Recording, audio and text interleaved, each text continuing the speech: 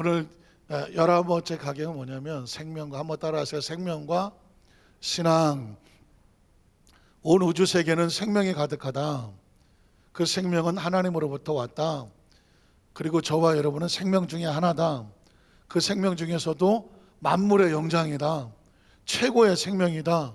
왜냐하면 하나님 형상과 모양을 닮았기 때문이다. 성경은 왜 필요하냐? 하나님 말씀은 왜 필요하냐?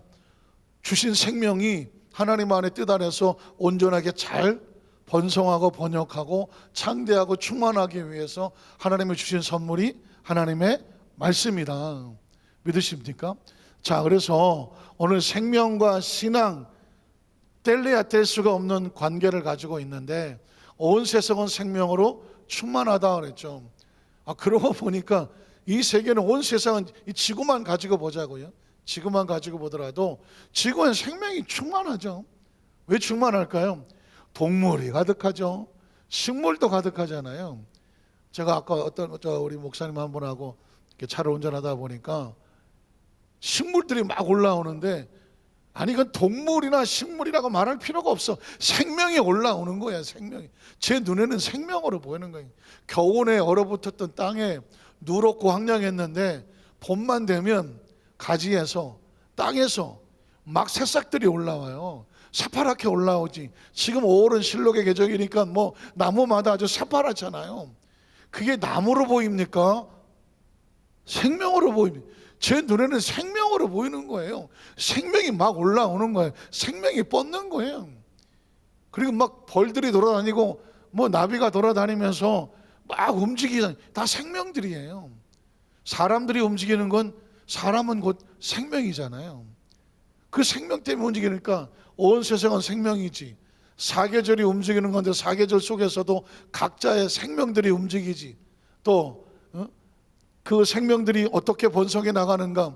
동물도 가족들이 있겠고 식물도 가족들이 있겠지만 사람은 가족을 통해서 생명이 번성해 나가는 거죠. 그래서 이 세상 삶 가운데 가장 기초 단위로 중요한 게 뭐냐? 가정이잖아요. 가정이 평안하고 안전이 돼야 그 생명들이 잘 자라는 거고, 가정이 평안하고 안전하지 못하면 거기서 자란 생명들은 어딘가 모르게 자랄 때부터 상처를 입었고 왜곡됐고, 그 마음의 열등감과 죄책감과 불안함과 초조함을 가지고 그렇게 성장해 자랐으니 또 다른 가정을 이루는데도 너무 힘든 거예요. 그래서 사실 진짜 중요한, 생명 다음에 중요한 단어는 가족이고 가정이에요. 그리고 그 가정들이 뻗어나가면서 좀 더 큰 가정은 공동체가 되고 사회가 되고 국가가 되고 나라가 되는데, 결국은 하나님께서 이 지구상의 생명들을 번성하면서 원하는 게 뭐예요? 자, 너의 생명이 좀 영혼도 잘 되고 범사도 형통하고 건강하게 순을 누리며 살되 서로 사랑하고 용서하고 피차에 행복하고 아름답게 잘 사는 훈련을 받고, 어디서 만나자? 천국에서 만나자. 천국에서 만나자. 그래서 제가 이 신앙생활이나 인생은 꼭 군대 생활하는 것과 같다. 군대 생활할 때 사회에서는 사회 민간인 복을 벗고 군에 들어가서 군복을 입잖아요. 그럼 바깥에는 없어요. 요즘이야 뻔질나게 휴가가 나오고 뭐 군대 생활도 짧아졌지만 예전에 전방 같은 데 들어가면 휴가도 못 나왔어요. 어쩌다 한번 나와도 무슨 뭐 간첩 침투했다 이러면 또 휴가 취소, 뭐 전방에 뭐 진돗개 몇 마리 이러면서 훈련에 들어갔다 말이죠. 그러니까 나오기가 쉽지가 않았거든요. 사회에선 죽은 거나 마찬가지예요. 못 보니까. 죽은 게 뭐예요? 못 보는 거예요. 대화할 수 없는 거예요. 만날 수 없는 거예요. 같이 할 수 없는 거예요. 자, 그러면 제대할 때가 돼. 제대하고 나와봐. 뭘 벗고 나와요? 군복을 벗고 나오는 거예요. 제대할 때는 군복을 벗고 나와요. 잠시 깨구리복 입고 나오지만 이젠 민간인이 됐단 말이에요. 저도 지금 옛날에 전라도 광주에서 군대 생활을 했는데, 거기서 정말 그 젊은 시절을 거기서 군대 생활을 했는데 군복 벗고 나와서 한 번이라도 갈 수 있었을까요? 없을까요? 가본 적도 없어요. 이제는 간 적이 없죠. 왜? 거기선 이미 나는 빨간 줄 쭉 거갖고 나온 사람이에요. 군에 다시 갈 수가 없잖아요. 마찬가지예요. 우리는 이 세상에서 한 100년 살다가 100년 살다가 이 세상을 떠날 때 호적에 뭐 빨간 줄 쭉 긋죠. 빨간 줄 그으면 뭐예요? 사망자예요. 사망자. 이 세상에는 없는 사람이에요. 그러면 우리는 어디로 나가나요? 여기서 제대하고 어디로 가야 돼요? 원래 있던 부대 천국에서 만나는 거예요. 천국에서 만나는 거예요. 그러니까 우리는 이 의식을 주면 이 코스가 이동되는 것에 대해서 불안해하면 안 돼요. 저는 하도 하나님께서 어려서부터 훈련을 시킬 때 여긴가 여기가 다인가 싶으면 또 옮기고, 여기가 다인가 또 옮기고, 직장 생활도 그렇고 군대 생활도 그렇고 학교도 그렇고 그런 생활을 해보니까 인생이란 우물 안의 개구리처럼 여기 살다 여기로 끝나는 게 아니더라고요. 그리고 신기한 것은 또 다른 곳에 가보면 거긴 또 다른 세계가 있고 또 다른 세계가 있고 또 다른 세계가 있으며 경험하게 되고 거기는 또 잘 살고 있어. 제가 미국에 선교사를 갈 때도 태어나서 처음 미국에 갔거든요. 그러니 뭐 한국에서 40년 만 40에 간 것 같은데요. 그 있었던 모든 걸 털어내고 그 미국에 이제 비행기를 타고 갔잖아요. 가보니까 여기는 어떻게 사나? 거긴 또 잘 살고 있더라고요. 잘 살아요. 그러니까 제가 선교사를 떠날 때 한국에서는 저는 죽은 사람이죠. 비행기 타고 13시간 날아가서 한국에 없으니까 아무도 없는데 뭐 없어요. 그때 당시 선교사들은 다시 한국에 귀임한다는 의식이 없었어요. 다 선교지여서 죽는다고 생각을 했지.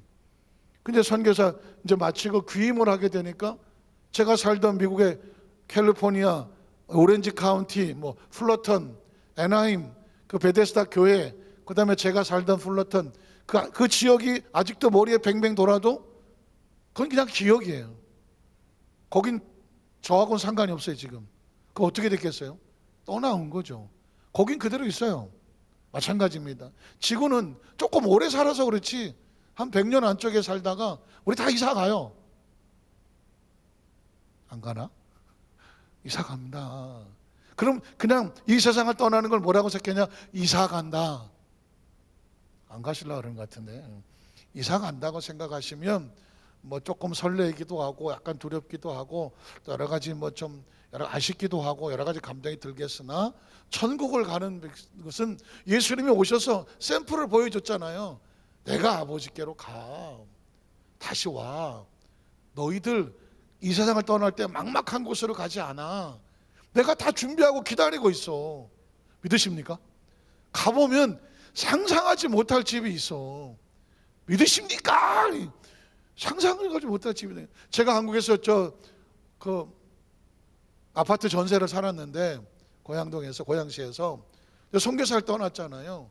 전 미국에 대한 정보가 하나도 없었어요. 그냥 가라니까 가고 가보니까 가고 하는 건데, 근데 먼저 있던 목사님이 교회에서 사택을 이렇게 해줬는데, 사택을 얻어줬는데 그 목사님이 이제 그 새로 이사 가려고 집을 얻어놓은 그 집을 그 목사님은 들어가 보지도 못하고 제가 들어가게 됐어요. 그 목사님을 위해서 준비한 사택이야. 지금 생각하니까 아이고 감지덕지여서. 방이 4개야. 4베드. 화장실이 2개야. 미국 집은 무조건 방이 몇 개냐, 화장실이 몇 개냐, 이걸 따지거든요. 2층 집이요. 실내가. 나는 태어나서 처음 들어가서 2층 집에 방 4개에다가 거실이 안방보다 크고 그런 나무 집에서 처음 살아봤네. 정원도 있어. 미국은 다 정원이 있어요. 조그만 앞에 가든도 있고 그거 맨날 깎아야 돼. 그거. 정원이 있다가 다 좋은 게 아니에요. 정원이 기니까, 풀이 기니까 벌금 나오더만. 토요일날 정원 잔디 깎았습니다. 제가 잔디. 아이고. 어쨌든 간에 전혀 다른 세계가 있어요. 전혀 다른 세계가. 그 얘기는 뭐냐면 하나님의 나라를 너희가 모른다고 해서 미리 예측하고 짐작하지 마라. 우리 하나님은 좋으신 하나님이라 더 상상할 수 없는 더 놀라운 세계로 하나님이 인도하신다. 크리스찬들의 의식과 사고 속에 가장 무서운 벽이 뭐냐면 죽음에 대한 인식이거든요. 왜냐하면 생명을 가졌기 때문에 그래요. 생명을 가졌기 때문에. 그러나 하나님은 이 생명을 끝까지 책임지시는 거예요. 끝까지 책임지셔요. 버리지 아니하고 떠나지 아니하고 내가 약속한 걸 다 이룰 때까지 너와 항상 함께하며 세상 끝날까지라도 내가 너와 항상 함께 하실 것이다. 자, 그러면 이 생명과 가족을 잘 지켜야 되잖아요. 그래서 인생의 성공이 뭘까? 성공된 가정은 뭘까? 생명은 뭘까? 삶은 뭘까? 신앙은 뭘까? 아주 단순합니다. 하나님을 믿는 신앙으로 무장된 가정이에요.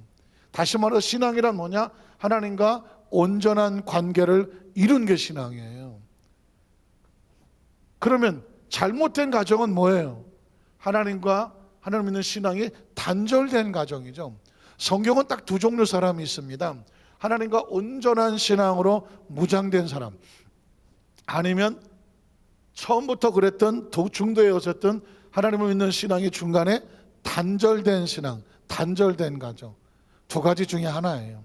그래서 오늘 저와 여러분이 이 자리에 있다는 얘기는 뭐냐면 하나님을 믿는 신앙으로 무장되어지고 또 무장이 되어지고 그런 가정, 그런 가족, 그런 가문, 그런 삶, 그런 공동체, 우리의 자녀가 그런 자녀들이 되게 하여 주시옵소서. 하나님과 온전한 관계를 이룬 사람들이 지금 이 자리에 나와 있는 것입니다.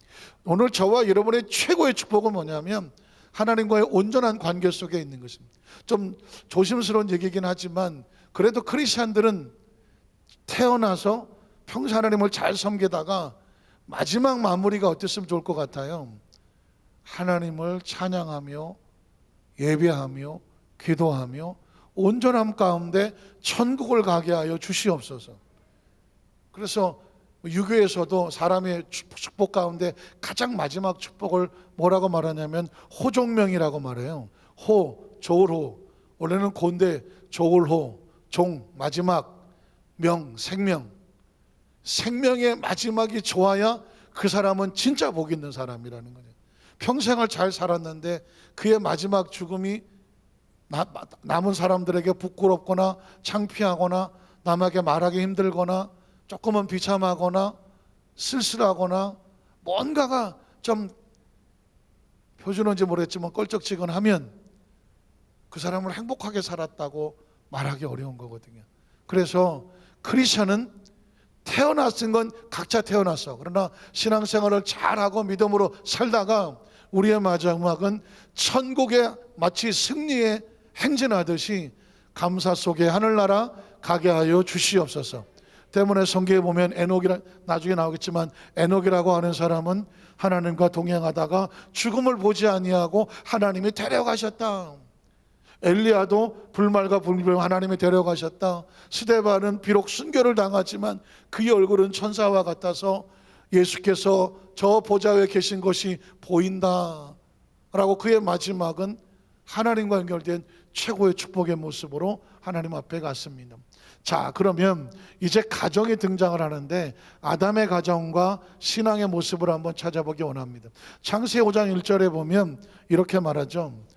이것은 아담의 계보를 적은 책이니라. 창세기 3장 4장까지는 이제 가인으로 끝나고 가인의 계보 끝났고 이제 5장에 창세기 5장은 성경 공부와 같아요. 아담의 족보가 기록되어 있는 것이 창세기 5장입니다. 이 족보를 쭉 내려오면서 거기서 중요한 사람들이 초점이 맞춰지고 그리고 맨 나중에 정말 중요한 사람이 나오고 그 사람을 예비해 놓고 창세기 6장, 7장, 8장은 뭐가 나올까요? 창세기 6장, 7장, 8장은 홍수가 나오는 거죠. 하나님이 심판을 하시기 전에 미리 한 사람을 방주를 짓도록 준비하는 예비를 해놓고 그리고 하나님의 심판이 진행이 돼요. 그러니까 하나님의 사람은 항상 예비자가 있어. 자, 이스라엘 백성이 애굽에 내려가려면 요셉이 먼저 내려가 있어. 예비자죠. 이스라엘 백성을 출애굽을 시키려면 누굴 숨겨놓나요? 모세를 숨겨놓지. 모세를 숨겨놓지. 사울 왕이 나라를 망했어. 그러나 다음 왕은 누가 또 숨겨놨나요? 다윗을 숨겨놓고 있죠. 모세가 광야에서 120세를 다 감수할 때 다음 후계자는 어디 있나요? 하나님이 여호수아를 숨겨놓았죠. 온 인류를 구원하기 위해서 메시아가 이스라엘에 태어나야 되는데 바로 그 예비된 메시아는 예수 그리스도라고 말하는 거죠. 자, 그래서 창세기 5장은 아담의 족보가 나온다. 아담의 가정이 나온다. 자, 그러면 이 족보 속에서 누구네 족보 보는 거 쉬운 일은 아니거든요. 근데 그 족보를 보면서 우리의 관심은 뭐냐? 그냥 죽은 사람과 하나님과 관계, 아까 믿는 신앙이 무장된 가정이나 신앙의 모습을 보자는 거죠. 자, 하나님이 아담의 계보를 적은 하나님이 사람을 창조하실 때, 사람을 창조할 때 이거 하나만 여기서 신앙이 필요한 거예요. 하나님은 누구다? 창조주. 사람은 뭐다? 피조물이다. 그러면 하나님과 나와의 관계를 올바로 아는 것을 뭐라고 말한다? 신앙이라고 말한다. 우리가 왜 신앙을 갖는지, 왜 하나님을 믿는지, 우리 지금 나는 왜 예배자가 되어야 되는지는 이 한 구절에 나오는 거예요. 하나님께서 사람을 창조하셨다. 그래서 내가 하나님의 나라를 위해서 무엇을 할까? 예배하고 봉사하고 선교하고 그 어떤 것을 하는 것은 그가 나를 뭐 했기 때문에? 창조했기 때문에. 여러분, 오늘이 행복한 거는 하나님 날 창조했기 때문 아닌가요? 믿으십니까? 인간의 최고의 축복은 뭐예요? 주인이 있다는 거예요. 길거리에 잃어본 존재가 아니라는 거예요. 우주를 떠돌던 무슨 단세포가 뭐 진화를 해서 원숭이까지 갔다가 재수 좋고 운 좋아서 사람 됐다는 게 아닌 거예요. 주인이 있다는 거예요. 주인이요. 이게 확실하면 나를 보내신 이도 하나님, 나를 지키신 이도 하나님, 지금 이 자리에 있는 것도 있게 하신 이도 하나님, 지금 내가 뭐 때문에 머리가 아픈지를 알고 계시는 분도 하나님, 그 방법을 알고 계신 분도 하나님, 우리의 기도를 원하시는 분도 하나님, 기도 응답을 준비하신 분도 하나님, 그거 핌이라는 것도 예비하시는 분도, 우리가 보여지기 원하신 분도 하나님, 일을 행하시고 그것을 성취하신 하나님, 그분이 누구이기에 나를 창조하셨게요. 그냥 한 구절만 있으면 끝나는 거예요. 난 창조자 하나님이면 나머지 다 끝나는 거죠. 하나님께서 사람을 창조하셨고, 또 그 다음 절에 보면 그냥 창조가 아니라 하나님의 무엇대로? 모양대로 지으셨다는 거니. 이거 뭐야? 충청도 말이야? 얼마나 감사한지 몰라. 얼마나. 우리가 하나님의 형상과 모양을 닮았다는 것은 최상과 최고의 축복 아니에요. 그분의 지성과 감정과 의지가 있으니까 지금 여기서 이 조그만 머리 하나 두뇌를 가지고 우주와 그 넘어서 하나님의 차원을 꿈꾸고 바라보고 교통하며 알아내고 그것을 이해하고 그것을 나눌 수 있다는 것은 하나님의 형상과 모양이 우리에게 주신 거죠. 그래서 제가 나는 누굴 닮았나 한번 따라서, 나는 누구를 닮았나? 누굴 닮은 것 같아요? 하나님의 형상을 닮은 거예요. 그리고 내 모습을 보면서 뭐가 떠올려야 되냐면 하나님의 은혜와 은총이 떠올라야 되는 거죠. 믿으시면 아멘 하시기 바랍니다. 정말 이서 성경은 한 구절 한 구절 내용을 알면 가슴이 설레 견딜 수가 없어요. 창세기 5장 2절을 보면 2절이에요. 2절을 보면 남자와 여자를 창조하셨고, 우리 남자와 여자는 하나님의 창조적인 관점에서 지극히 정확하게 동등합니다. 동등한 가치와 동등한 존엄과 동등한 존귀와 동등한 은혜와, 믿으십니까? 왜? 하나님이 지어놓은 남자와 여자니 하나님의 작품 남자, 하나님의 작품 여자. 근데 남자와 여자를 왜 비교해? 누가 비교해 감히? 남자가 여자를 판단할 수 있으며 여자가 남자를 판단할 수 있습니까? 하나님께서 원하시는 것은 너도 내가 지었고 내가 너를 지었으니 너희는 피차에 서로 비판하고 정죄하고 판단하고 누가 우월하고 누가 열등하다고 비교할 대상이 아니라 서로 합력하여 창조한 하나님을 영광을 돌리는 축복의 통로가 되라. 믿으십니까? 그래서 여러분, 이 남성과 여성의 인간의 존재적으로 하나님께서 정확하게 말하는 것입니다. 내가 지었고, 내가 남자 여자를 지었고, 그 다음에 그 다음 절에 보면 뭐예요? 그들에게 복을 주시고 그랬거든요. 복은 철저하게 어디서 온다? 하나님으로부터 오는 거예요. 가정이 복을 받기 원하면 가정이 하나님의 신앙과 온전한 관계가 돼야 되고, 개인이 복을 받기를 원한다면 당연히 개인이 하나님과 관계에 온전해야 되고, 그래서 우리의 신앙이 우리 자녀들에게 반드시 온전히 유지되게 해줘야 되고, 그리고 그 자녀들의 자자손손에 흘러내려가야 되는 것은 뭐냐면 믿음의 명문 가문이란 하나님과 온전한 신앙 속에서 이루어진다는 것이죠. 그래서 하나님께서 복을 주시고 하지 않습니까? 이거 굉장히 중요한 거예요. 복은 다른 데서 오지 않아요. 최근에 어디 얘기를 들어보니까 제가 1985년도 통계를 알고 있는데, 그때 우리나라에 무당하고 점쟁이 정식으로 등록된 인구가 20만이라고 그랬어요. 20만. 근데 제가 어디서 얘기를 들으니까 지금 현재 대한민국에 무당하고 점쟁이로 등록되어 있는 사람이 100만이 넘는다고 하더라고요. 100만. 이건 등록된 사람이 100만이에요. 무허가, 보통 점쟁이나 무당은 무허가잖아요. 무허가. 이 무허가들은 합치면요 100만일지 200만일지 300만일지 아무도 몰라.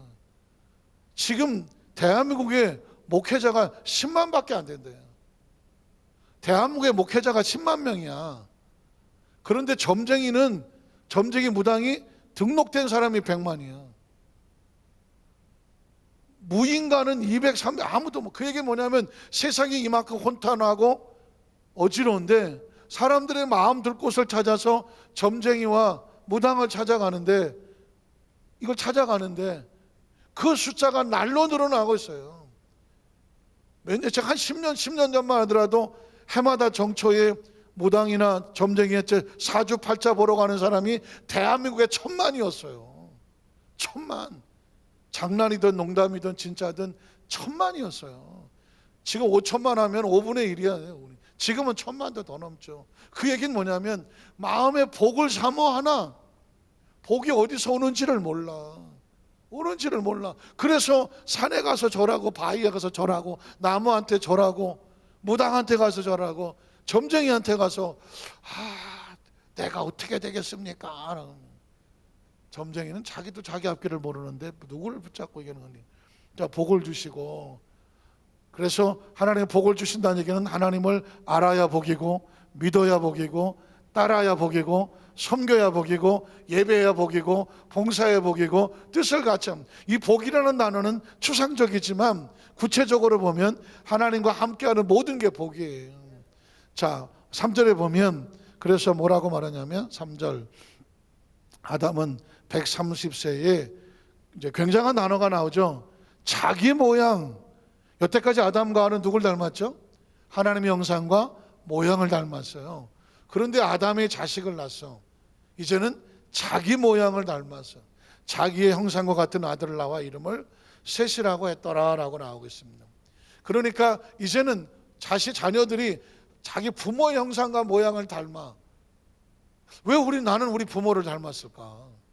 왜 자식은 부모를 닮아야 될까? 사실 조금 궁금하지 않아요? 나만 궁금한가? 왜 닮을까 했더니 이미 여기 하나님께서 DNA라는 것을 얘기하는 거죠. 부모는 자식을 낳는데 자식은 부모의 DNA를 담아서 유전 요소를 닮아서 그 부모의 것과 거의 일치하는 형상과 모양을 담는다. 자, 우리는 여기서 이런 생각을 해봤어요. 왜 닮게 하셨을까? 너가 부모를 닮았던 것처럼 네 부모 아담과 하와는 하나님의 형상과 모양을 닮았다는 거야. 그럼 나는 부모를 닮았지만 결국 누굴 닮은 거예요? 하나님을 닮은 거죠. 하나님. 그래서 하나님의 형상과 모양을 회복하는 것을 신앙이라고 말하고, 그걸 지키는 것을 신앙이라고 말하고, 우리가 하나님 앞에 갔을 때 하나님 우리를 어떻게 알아보실까요? 우리가 누굴 닮았으니까, 하나님 형상과 모양을 닮았으니까, 아이고 겁나 내가 간지가 돌아와 버리고만. 이거 전문적인 용어인데 아시겠습니까? 내 자녀가 들어오는구나. 형상과 모양을 잃어버리면 천국에 갈 수도 없지만 가도 하나님이 못 알아본다. 자, 그 다음에 창세기 아담의 계보 중에 그런 쭉 족보가 나오거든요. 하나님의 사람들의 모습을 한번 찾아볼게요. 자, 그 다음 절에 한번 보겠습니다. 셋은 105세에, 자, 셋은 사람 이름이에요. 105세에 에노스를 낳았고, 성경의 가장 중요한 이름 중에 하나가 에노스입니다. 한번 따라하실까요? 에노스. 가인과 아벨을 낳았는데, 가인은 살인자가 돼서 에덴 동쪽으로 하나님을 떠나 쫓겨갔고, 아벨은 순교자가 됐고, 그 다음에 셋이라고 하는 세 번째 아담과 하와가 세 번째 자녀를 낳았는데 그 셋을 통해서 에노스가 나와요. 그 에노스가 807년을 지내며 자녀를 낳았다라고 말하는데 에노스가 912세를 살고 죽었더라. 에노스가 왜 중요하냐? 창세기 4장 25절로 26절에 보면 아담이 자기 아내와 동침함에 그가 아들을 낳아 그 이름을 셋이라 하였으니 세 번째 아들 이는 하나님이 내게 가인이 죽인 아벨 대신에 다른 씨를 주셨다 함이며 셋도 아들을 낳고 그 이름을 에노스라 하였으며 그때의 사람들이 비로소 가인과 단절되어서 아담과 하와는 물론 가인도 단절이 되어져서 예배가 단절됐잖아요. 예배가 단절되고 하나님과 단절이 됐는데 이 에노스라고 하는 이 시대의 사람들이 비로소 하나님의 이름을 불렀더라는 거죠. 하나님의 이름을 불렀다는 얘기는 하나님을 찾았다는 얘기고 예배가 회복이 됐다는 거예요. 기억하십니까? 누구든지 주의 이름을 부르는 자는 구원을 얻으리로다는 얘기입니다. 이름을 부른다는 얘기가 하나님을 찾는다는 얘기거든. 구한다는 얘기거든. 나온다는 얘기거든요. 예배한다는 거거든요. 하나님 앞에 자기 자신의 모습을 내려놓는다는 거거든요. 저는 저와 여러분은 하나님의 이름을 뭐하는 자? 부르는 자들이죠. 부르는 자예요. 그러니까 성경 속에 아무리 많은 사람들이 나와서 900살을 살았더라 죽었더라 쭉 나와도 우리는 그런 데 관심이 없고요. 누구한테 관심이 있냐면 하나님의 이름을 불렀더라. 21절로 24절에 보면 또 하나 중요한 이름이 나오는데 에녹이라는 사람이 나오죠. 에녹 65세에 무드셀라를 낳았고 무드셀라를 낳은 후에 300년을 하나님과 뭐 했다? 동행. 그리고 우리 에녹을 찾아야지. 에노스는 하나님의 이름을 불렀고 에녹은 하나님과 300년을 동행을 했으니 자녀들을 낳았으며 365세를 살았더라. 이제 한 에녹이 하나님과 또 동행하더니 하나님이 그를 데려가심으로 세상에 있지 아니하더라는 것입니다. 우리는 아담의 족보가 쭉 나오지만 뭐 900살 살았더라 900살 이 900살이 살았다는 것에 대해서 올해도 살았네 그런 데 관심 있는 게 아니라 살고 다 죽었다라고 나오거든요. 인생은 몇 년을 살아도 살면 죽게 되어 있어요. 자, 오늘 이 아담의 계보 중에 마지막 절에 보면 28절 32절에 중요한 사람이 하나 등장을 합니다.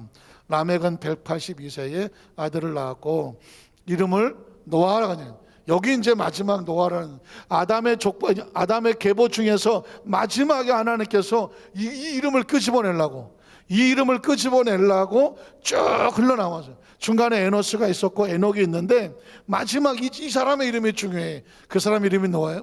이름이 뭐예요? 노아예요.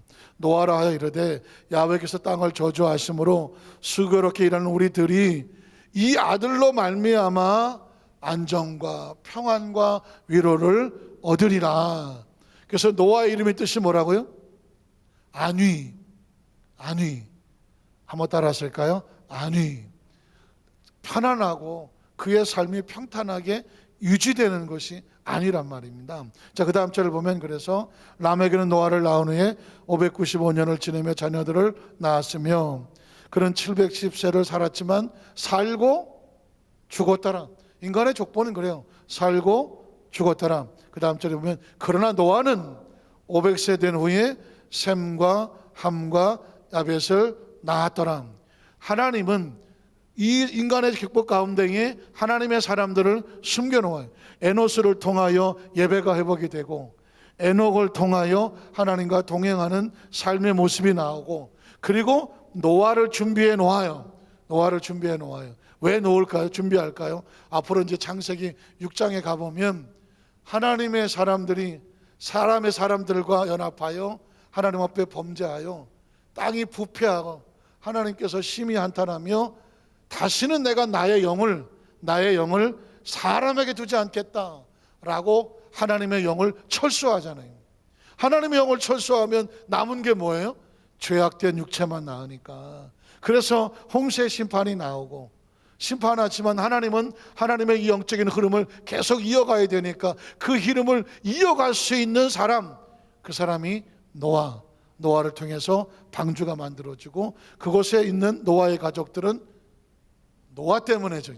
노아 가족들은 노아 때문에 노아와 함께 그 안에 들어간 모든 사람이 살고, 그리고 나중에 홍수가 끝난 다음에 새로운 세대가 노아 이후에 열려지게 되고, 그러니까 노아는 아담이 실패한 세대에 새로운 세대를 이어가는 또 하나의 리더자였습니다.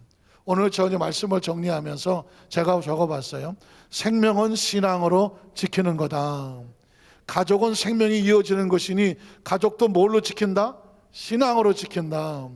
신앙을 잃은 생명과 가정은 스스로 하나님의 은총을 포기하는 것과 같다. 그래서 우리의 가정과 공동체를 통해 하나님을 믿는 신앙과 축복이 흘러내려가게 하시옵소서. 이게 저와 여러분이 이 시대를 살아가는 사명자들로서 우리가 이 땅에 살면서 우리가 이 세상을 떠날 때에는 우리 다음 세대, 우리의 자녀들 세에는 우리보다 더 하나님을 잘 믿고 복을 받아서 그저 자자손손이 하나님의 이름과 함께하는 축복의 가정 되시기를 주님의 이름으로 축원합니다. 잠깐 기도하겠습니다. 하나님 아버지 감사합니다.